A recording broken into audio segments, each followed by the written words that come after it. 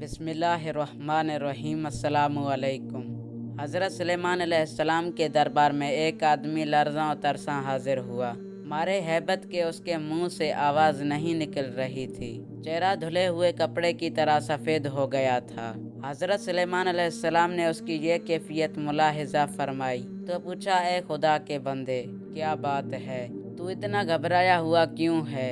उसने अर्ज़ किया कि या हज़रत, मुझे इज़राइल अलैहिस्सलाम नज़र आया। उसने मुझ पर ऐसी गज़ब आलूद नज़र डाली कि मेरे होश व हवास गुम हो गए, रवा रवा ठहरा गया। अब बार बार इज़राइल अलैहिस्सलाम की वो सूरत आंखों के सामने आती है, इसलिए मुझे किसी घड़ी भी चैन नहीं आ रहा। उसने इल्तिजा की कि आप हवा को हुक्म दें कि वो मुझे यहाँ से हज़ारों मील दूर मुल्क हिंदुस्तान में छोड़ आए। मुमकिन है इस तदबीर से मेरा खौफ कुछ दूर हो जाए। हज़रत सुलेमान अलैहिस्सलाम ने उसी वक्त हवा को हुक्म दिया कि इस शख्स को फ़ौरन हिंदुस्तान की सरजमीन में पहुंचा दे। जो नहीं उस शख्स ने कदम ज़मीन पर रखा, वहां इज़राइल अलैहिस्सलाम को मुंतज़िर पाया। आपने अल्लाह के हुक्म से उसकी रूह कब्ज़ कर ली।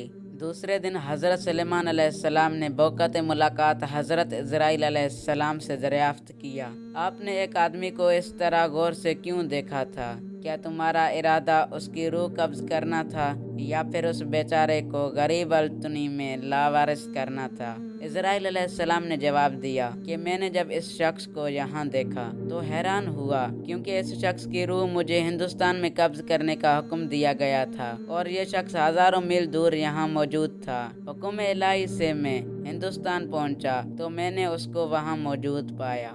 दर्स हयात, इंसान लाख तदबीर करे, तकदीर उसे वहीं ले जाती है जहां उसका नसीब हो, और वो खुद तकदीर के अज़ाइम पूरा करने के लिए असबाब फराहम करता है।